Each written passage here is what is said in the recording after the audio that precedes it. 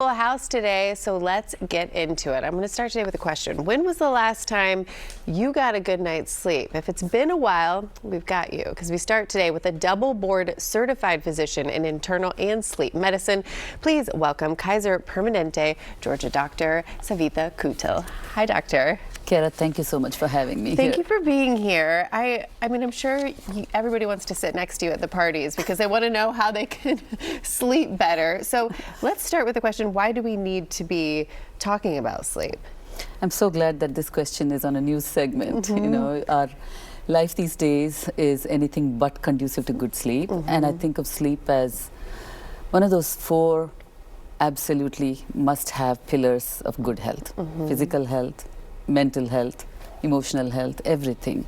Sleep is foundational. And you can do all those other things better if you get you sleep well. Night's sleep. So now that we understand that it's so important, how do we sleep better, doctor?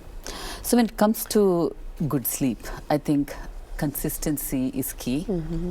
So there's a set of behaviors that they call sleep hygiene. Okay, so top among that is going to bed at the same time, waking up at the same time, and not messing it up on the weekend. Keep that pattern going. Okay.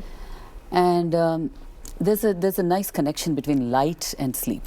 Okay, so think of light as medicinal.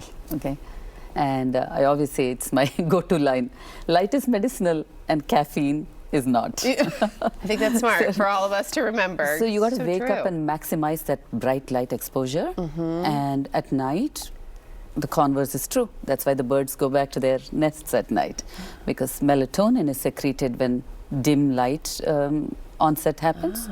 So you want to keep your bedroom quiet and dark and cool, so that sleep onset is smooth. And then I'd say, get off of all the things that come in the way of this, such as your screen, big one, right? And our life, work life, intrudes into our sleep time, as though sleep is some kind of side dish, you know. So that needs to change. So these behaviors, set down a wind down time before you go to bed, such as time where you just kind of unwind, do things that don't require too much cognition.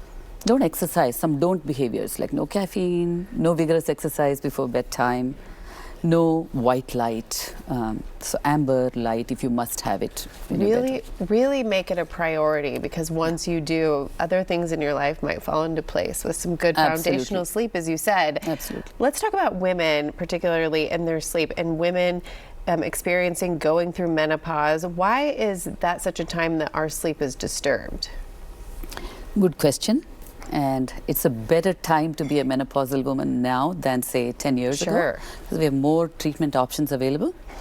But menopause does a number on our entire system. So when it comes to sleep, the low levels of estrogen and progesterone, they mess with your sleep regulation. And then some of the physical changes that happen, such as your hot flashes and night sweats, that's not good, right? It wakes you up. Another way in which it disrupts is a menopausal woman's muscle tone, especially the upper airway muscle tone, that becomes, your airway becomes flabbier. So increased risk of sleep apnea, physical things such as sleep apnea that are sleep disruptors. And then of course, if you're more likely to be anxious, you're more likely to be depressed, and those mess with your sleep anyway. Right. It's good to know, and it's good to keep it top of mind so you can talk to your physician, someone like you, about it. We have less than a minute left, but I want to ask you about the medications that you can take. Ambien, melatonin, speak on those quickly. Melatonin is not a sleep aid, it's a clock shifter. So it's good for jet lag, but not for sleep. And meds in general are last resort, short term. You've got to get to the root of why you're not sleeping. Meds mess up the sleep architecture and have side effects. Good to know. Like the doctor said, this foundation of our health should be sleep, and start with knowing the root of the problem instead of trying to mask it. Work on the lifestyle. Okay, perfect. I've learned a lot. Thank you, doctor, so much for being here. Thank you for having me. Your pleasure. Okay, thank you also to Kaiser Permanente Georgia for sponsoring this segment. I could talk to her all day. Up next.